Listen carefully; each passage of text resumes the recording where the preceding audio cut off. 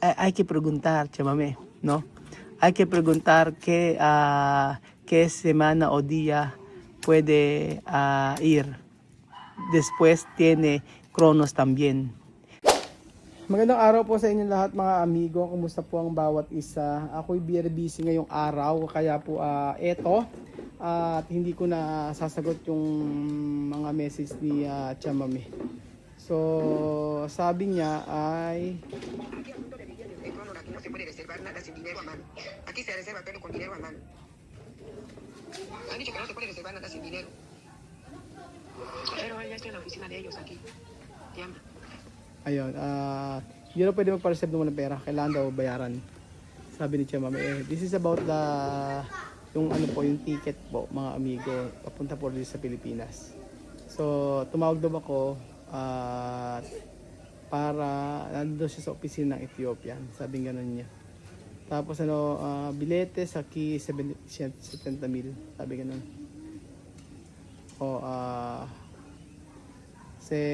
sabi 70,000 daw yung yung Cronos o yung local pet kasi yun ang kailangan ko po mga amigo. So tawagan natin si Chamame mga amigo. Hello. Hola, buenas tardes. Buenas tardes. ¿Cómo estás? Bien, bien. Oh, ¿por qué silencio? Silencio, porque estoy en una oficina, no te puedes gritar aquí. No puedes gritar. Aquí no puedo. Cuando salir puedes gritar.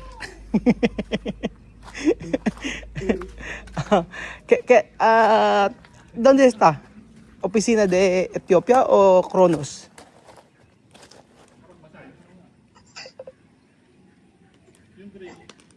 Uy, Chamame, ¿dónde está? ¿Oficina Estoy en la oficina, dentro de la oficina. de Etiopía o de Cronos? Sí, de Etiopía, no de Crono. Hay que preguntar, Chamame, ¿no? Hay que preguntar qué semana o día puede ir. Después tiene Cronos también. No solo puede Etiopía. Mándame la fecha. Mándale fecha. Sí. Okay, vale. Yo mandara, yo escribir. No, ¿Eh? yo escribir. De fecha depende de tú. No hay problema. La fecha depende de tú. La fecha que usted va a dar, sí que yo voy a pasar ahí. Porque yo no tengo dinero aquí. La fecha que usted va a dar, sí que yo les doy ahí. Okay. Vale, yo escribir de fecha hoy, ha, para tú sabes. Ok. Ujú. Ojo. Hay que preguntar qué día puede, tiene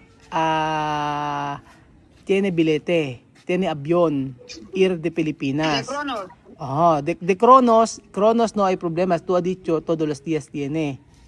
Ok. De billete de Ethiopian Airlines, yo quiero saber, después manda mi foto. Después Ok. yo pagar aquí de Pilipinas porque yo no tengo franco. Pero de Cronos, billete, yo mismo mandar dinero de franco. Yo hablar de gente Ok. de Pilipino. Solo esto, Sí. no. Sí. De fecha, mame, de fecha, no hay problema, ¿no? O ahora hay que preguntar, Sí. ¿qué día puede? Sí. O semana, o depende de tú. Después manda mi foto, yo pagar aquí. ¿Tú entiendes? Ok. Porque mucho, nosotros no tienes sepa, solo dinero aquí de Pilipinas. Sí, yo sé. Okay, vale, aquí hay que avisarme después, yo arreglar hoy, ¿no? Ok. Okay. Ayun. Magandang araw po sa inyo lahat mga amigo. Ayan, kausap po si Chamame. Kanina pa siya nag-message sa akin, nandoon siya sa opisina ng Ethiopian. Oo, sa Ethiopia. Hindi naman sa opisina ng Ethiopia to, siya, travel agency. Oo, kasi pinagtatanong ko kung magkano yung ticket punta dito sa Pilipinas at kung meron bang, ang concern ko kasi is kung meron bang date na biyahe araw-araw. Ay, sabi niya araw-araw daw kasi may biyahe. Eh, Axel, anak, wag mong ano yung mga bato-bato. Uting mo nagkakalat yung mga bato.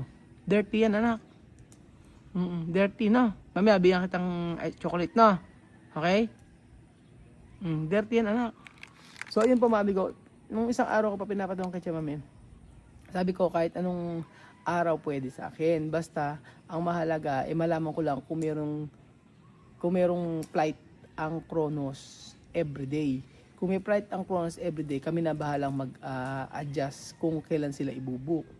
Ganun po mga amigo.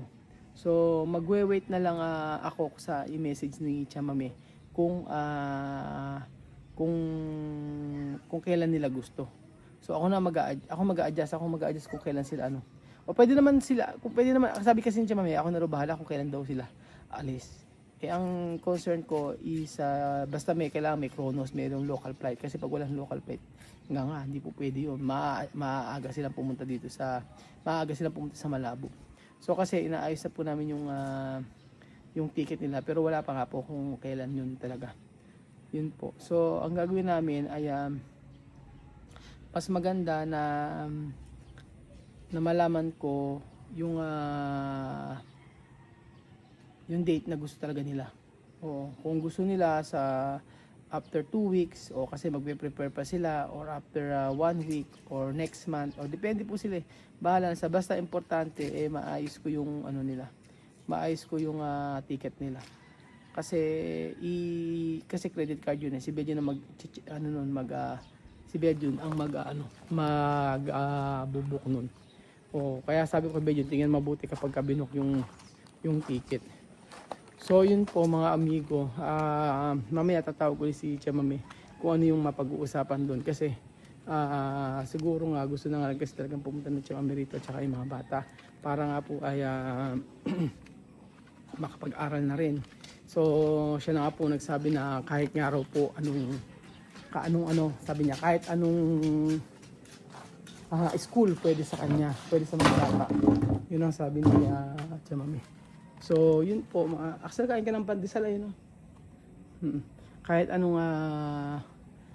anong school dito sa Pilipinas, okay, sa kanya, sa mga bata. Kaso hindi naman po pwede yun.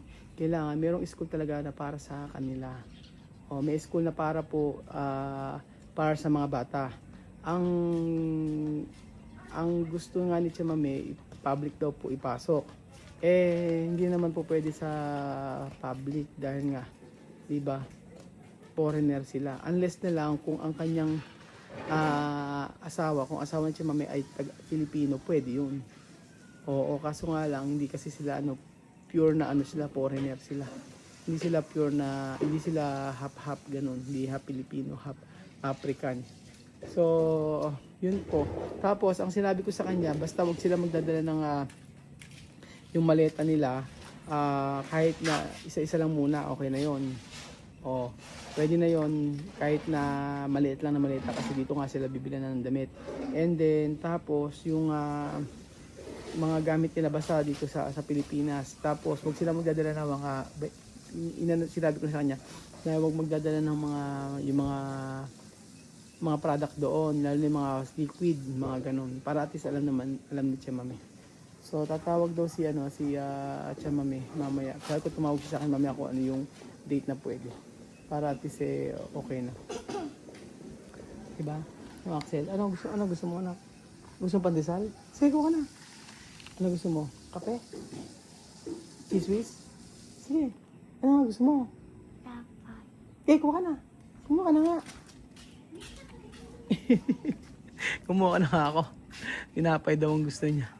So ayun po mga amigo, babalitaan ko na lang po kayo. Basta ang sabi ko kay Tia Mami, importante sa akin, malaman ko kung kailan ang flight na merong sa Kronos, yung local flight nila. Baka mamaya kasi, i-book ko ng halimbawa, after 2 weeks, tapos wala palang flight yung Kronos. Dapat sakto sakto na meron, parehas na meron yung flight.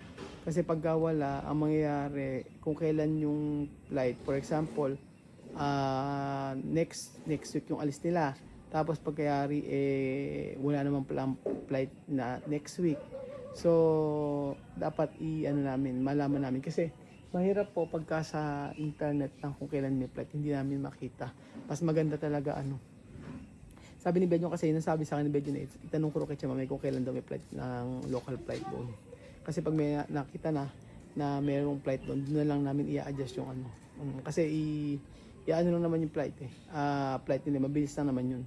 So, ang iniisip ko pa, yung nila, yung card nila, yung card ng mga bata, kailangan madala yung card ng mga bata. So, ang gagawin ko, kinausap ko na si Ate Mary Ann na taga Equatorial Guinea about sa local flight na ticket kasi kailangan ko ng SEPAS. Kailangan mapadalan sila ng SEPAS. Yun ang kailangan ko. So, magwe-wait na lang po para naman maging okay na. Magwe-wait na lang para at least maayos na yung So, siyempre, naman si Chamami dyan. Siyempre, porsigido din naman si Chamami na makapunta uli sila dito sa Pilipinas para makapag-aral, di ba? Para makapag-aral yung mga bata. Kasi talagang wala talagang patutunguhan yung pag-aaral doon kahit makagraduate ka ng college. Ganun ang buhay sa Africa. So, kaya nga nakita si Tanya at saka yung isang kaibigan niya nandito na nag-aaral. Kasi nga po, iba ang future dito sa Pilipinas kapag sabi ko nga talaga, ang isang foreigner kapag na-experience yung buhay sa Pilipinas, talagang sasabihin nila na mas gusto nila din sa Pilipinas. Ibang-iba po rito kumpara po sa Kaya nga nag-aalisan yung mga tao dun sa Africa. Kasi gusto nila na panibagong buhay, di ba? Panibagong pakipagsapalaran, ganun na naman. So ayun po mga amigo, thank you so much po at i-update ko kayo kung ano po yung mangyayari sa ticket nila Chamame. Opo, at yun, bibili na ng ticket. Yung sa Pacronos, madali naman yun. Kahit naman hindi i-reserve yun. Sabi niya kailangan doon ng reservation. Kailangan bayaran. Wala pa nga pong SEPAS na doon pa sa nagkatanong ko pa. So mamaya kakausapin ko yung mga Pilipino doon kung paano magpapadala ng SEPAS. So ayun po mga amigo, thank you so much po sa panonood ng episode nito at papagpalang hapon po sa ating lahat. So ang pagpunta ng Matinga Family dito sa Pilipinas ay pangalawang chance para makapag-aaral po ang mga bata. So sa lahat po mga amigo ayan, nang nanonood sa atin, maraming salamat po dahil bibigyan po natin ng pagkakataon na makapag-aaral muli ito at maipakita yung kakayanan nila at kahusayan nila sa pag-aaral. So maraming salamat po at God bless po mga amigo.